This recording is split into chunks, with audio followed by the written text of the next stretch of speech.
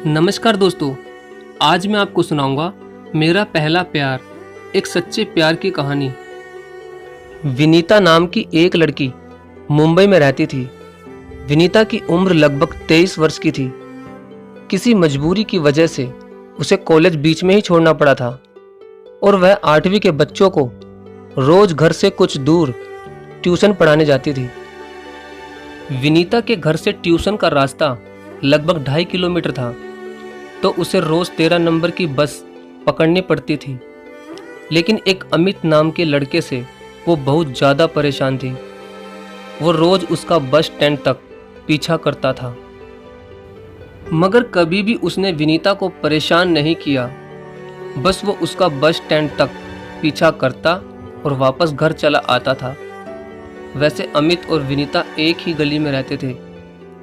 अमित विनीता को बहुत ज़्यादा पसंद करता था, मगर वो अपने दिल की बात विनीता से कैसे कहता, क्योंकि वो तो सिर्फ 10वीं कक्षा तक ही पढ़ा लिखा था और घर से कुछ ही दूर कार मैकेनिक का काम करता था और विनीता उससे बहुत ज़्यादा पढ़ी लिखी थी। एक दिन जब विनीता ट्यूशन पढ़ाने जा रही थी, तब उसके पीछे अमित भी जा रहा था। तभी अचानक विनीता ने गुस्से में अमित से कहा कि तुम रोज रोज मेरा पीछा क्यों करते हो? अब मैं तुमसे बहुत ज़्यादा परेशान हो चुकी हूँ। प्लीज़ मेरा पीछा करना छोड़ दो। मैं वैसी लड़की नहीं हूँ जैसा कि तुम समझ रहे हो। और विनीता रोने लग जाती है।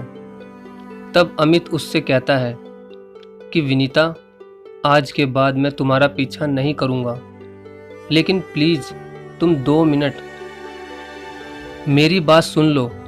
तब प्रिया अपने आंसू पोंछते हुए कहती है, कहो तुम्हें क्या कहना है?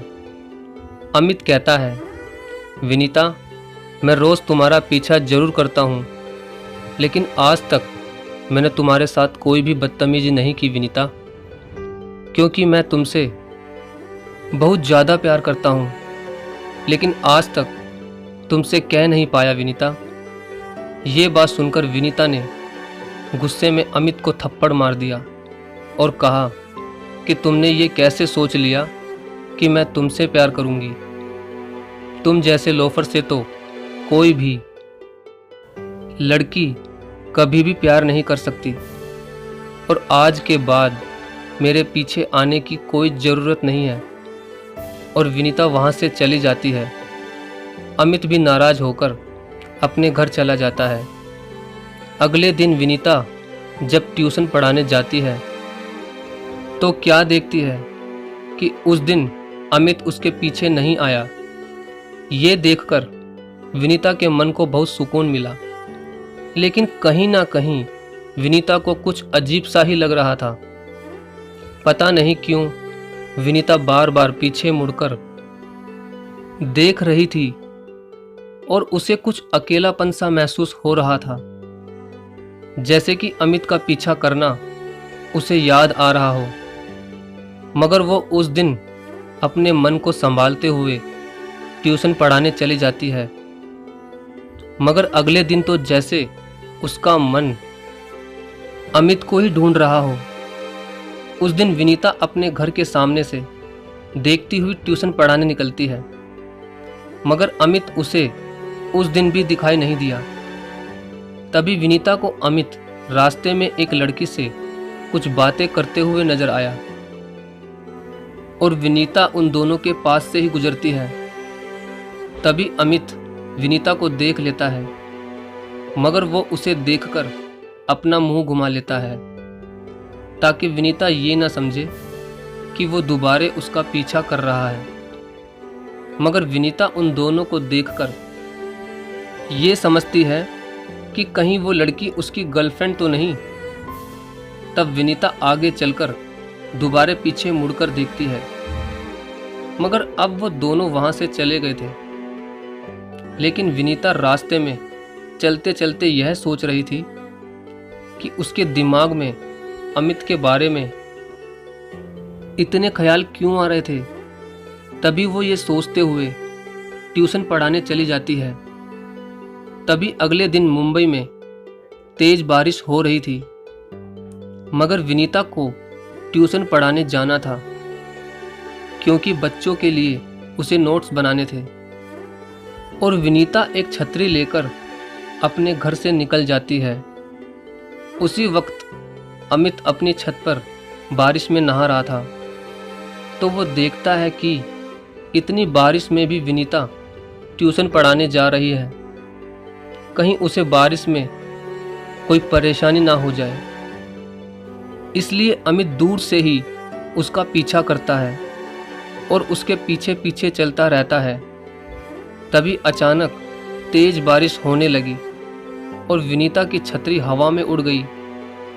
छतरी पकड़ने के लिए जैसे ही विनीता आगे की तरफ भागी, वैसे ही एक बाइक वाले ने विनीता को टक्कर मार दी और वहां से भाग गया। अमित विनीता से बहुत दूर खड़ा था। जैसे ही अमित ने देखा कि विनीता नीचे गिर पड़ी है, वैसे ही अमित उसे बचाने भागा। अमित ने जल्दी से उसे पकड़कर उठाया और कहा, विनीता, तुम्हें कहीं लगी तो नहीं? विनीता कहती है, तुम्हारे होते हुए मुझे कुछ हो सकता है अमित? और आज तुम मेरा पीछा कर रहे थे। अमित ने कहा, विनीता, इतनी बरसात में तुम ट्यूशन पढ़ाने जा रही थी, इसलिए मुझे तुम्हारी चिंता हो रही थी। तब विनीता ने कहा, अच्छा, तो तुम्हें मेरी चिंता भी होती है? अमित ने कहा, हाँ होती है, क्योंकि मैं तुमसे बेहद प्यार करता हूँ। विनीता ने कहा, अच्छा, तो तुम मुझसे प्यार करते हो, तो कल वो लड़की कौन थी तुम्हारे साथ? अमित ने कहा, अरे विनीता, वो तो मेरी चाची की लड़की थी। विनीता ने कहा, ओ अच्छा, मैंने तो कुछ और ही सोच लिया था। अमित ने कहा, चलो विनीता, अब ज़्यादा बारिश में मत भीगो, मैं तुम्हें तुम्हारे घर छोड़ देता हूँ। तब विनीता कहती है, नहीं अमित, आज मुझे तुम्हारे साथ इस बारिश में भीगना है, क्योंकि मैं भी तुमसे प्यार करने लगी हूँ अमित। और उस दिन मैंने गुस्से में तुम्हारे थप्पड़ मारा था, उसके लिए मैं तुमसे माफ़ी मांगती हूँ Amit, I am sorry. Amit ने कहा, नहीं विनीता, तुम्हारी कोई भी गलती नहीं है, सारी गलती मेरी ही थी, मुझे तुम्हारा ऐसे पीछा नहीं करना चाहिए था। विनीता ने कहा, चलो अब पहले की सारी बात भूल जाओ और कल से तुम ही मुझे बस स्टैंड पर छोड़ने आओगे और मुझे कभी भी छोड़ने की सोचना भी मत, क्योंकि अपने जीवन में मुझे पहली बार तुमसे ही प्यार हुआ है। और अगर तुमने मुझे छोड़ा या तुम्हारी ज़िंदगी में कोई और लड़की आई, तो शायद मैं कभी भी किसी से भी प्यार नहीं कर पाऊंगी। तभी उसी वक्त अमित ने विनीता का हाथ पकड़कर उसे अपने सीने से लगा लिया और कहा कि विनीता, मेरा भी पहला और आखिरी प्यार तुम ही हो और मैं तुम्हें कभी धोखा नहीं दे सकता। प्लीज़ मुझ पर विश्वास करो। I love you for ever Vinita. और दोनों बारिश में ही एक दूसरे की बाहों में लिपट जाते हैं। तो दोस्तों, देखा आपने, प्यार कितना प्यारा होता है। जो लड़का विनीता को लोफर लगता था और उसका रोज पीछा करता था, उसी लड़के से विनीता को भी प्यार हो गया। क्योंकि दोस्तों, अमित विनीता का पीछा जरूर करता था, मगर उसने विनीता को रास्ते में कभी भी नहीं छेड़ा और ना ही उसके साथ कोई भी बदतमीजी की। बस वो तो उसे दिल से चाहता था और विनीता के एक ही बार मना करने पर ही उसका पीछा करना छोड़ दिया। उसकी इसी आदत ने विनीता को अमित का बना दिया।